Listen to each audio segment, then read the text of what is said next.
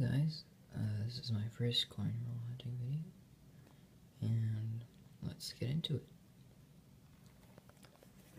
So, for the 2009s, I just like to keep these because they look cool. Or, since there's 4, my logic is that they're rarer than most modern coins because there's 4 designs for 4 different parts of the year, so they would have mentioned less. So we got 3 cabins. Wait, no, 2 cabins. Can't count. There's 2 cabins, one here, one there. Obviously, this one is in higher quality condition. This one would focus. That's good enough. 3 of them sitting on logs, Lincoln. And then 3 more with Lincoln at that building there. I think that's the Capitol building, I'm not sure. Anyway, on to the next row. This is Canadian coins. The better ones that are old, or, oops, that's the Slinky. Sorry if there's noise. Anyway, the Canadian coins are actually pretty good today. They were $18.50 in total because of a variety and stuff. So, we got a young head portrait, 57. We got a young head portrait, 1957. Which, as you can see, I've written $1 for it. Canadian coins, early pennies, were not very high mintage, so they're all pretty rare. And then you can see here this beautiful uncirculated 1962. There's a couple blue spots, but since it's in such high condition and all the Canadian coins are rare, this is actually of quite high value. Turns out it's $7.50, possibly more, possibly less. But as you can see, a very nice coin. Next, we have a Tiara version 65. Tiara portrait. As you can see, this is the second portrait of the Queen. The first year with that portrait. And this is actually a variety. There are 4 varieties for 1965 based on the way this 5 on the 1965 looks. Whoops. Die alignment is different on pennies in Canada. This isn't quite as nice, there's more dirt on it, but it's still an uncirculated coin, just a lower end uncirculated because it's still a nice red color. As you can see, $10 because it's a special variety. I'm going to show you over here in the book. So there are beads, which can be different sizes, which is the border. If you would focus. There we go. So you can see the beads on the border. In this condition, in this situation, it's based on if the A points between a bead or at a bead. In this case, it doesn't point at anything because you can't see, but it points in between the beads, making it a small beads type coin.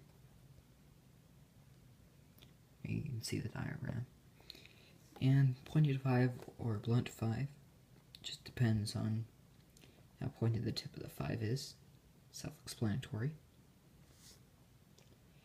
And blunt 5, which is what I got. So as you can see, it's variety 2, SB, small beads, and B5, which is blunt 5, which is a slightly higher value than most common, which is variety 3.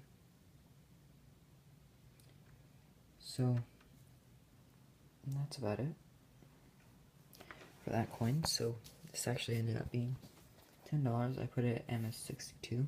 It's red-brown.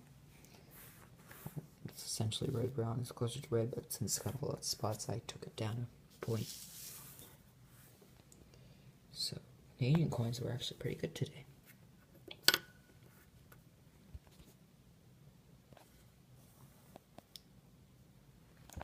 So we got those three. Now onto the 59s. I just keep them because they're first year issues. There's 6 of them today. 2 D for Philadelphia. So those are the 2 stacks. This one got dented a little bit. I don't know what happened. Next we have the 50 suites.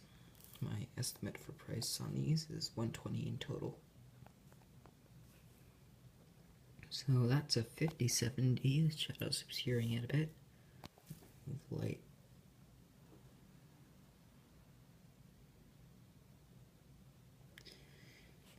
Couldn't help it. So I'll move that out of the way a little bit. 50-70. Which something happened to it. It's probably been in acid or something. So as you can see, it's completely blackened. 56, kind of a weird dark brown tone. 56T, pretty normal. Good detail. 55, that's been somewhere. I don't know what happened to it. 53, plain. That's actually a pretty good one. 52S. That's a rarer variety just because it's an S.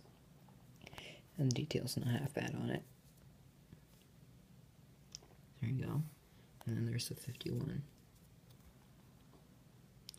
Which also has pretty good detail on it still. Overall, not too many worn coins, except, well, this one's obviously in terrible condition, and this one's blackened. Well, the detail's not too bad on it. Anyway, next row, 40 suites. Estimated price is $290 for these. So let's start the left, which is a 48, 1948. I feel like I don't see that date too often, but it's not that rare. 1946, 45, and 44. Those are obviously always high mintages, and you always get a bunch of these, so I have a total of 8 of those in that set. None of them too good or too bad. Kind of boring. 1942 and 1940, these are lower mintages. And these are both better price coins. This one's pretty worn down. As you can see, this is worth 75 cents. 42 because it's still got full wheat ears.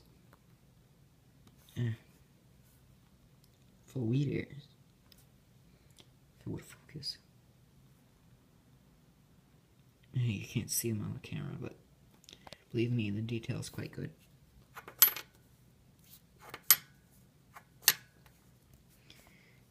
Anyway, so those are 40 sweets.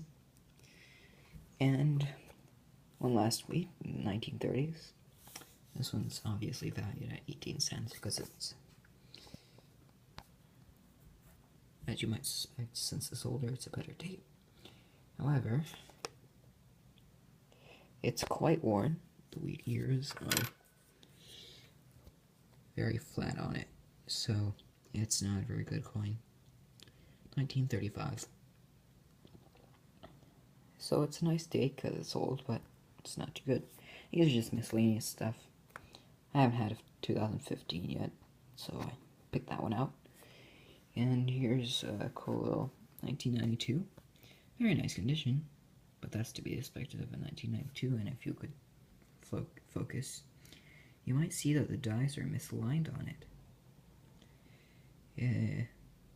So there's a smaller rim over in this direction. The Engadri truss is actually on the rim itself, which I found was kind of interesting, so I kept this one. Oops.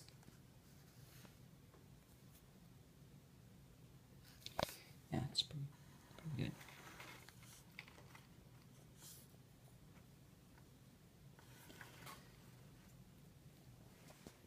And that's the total value of it. about, thought it was maybe $22.78.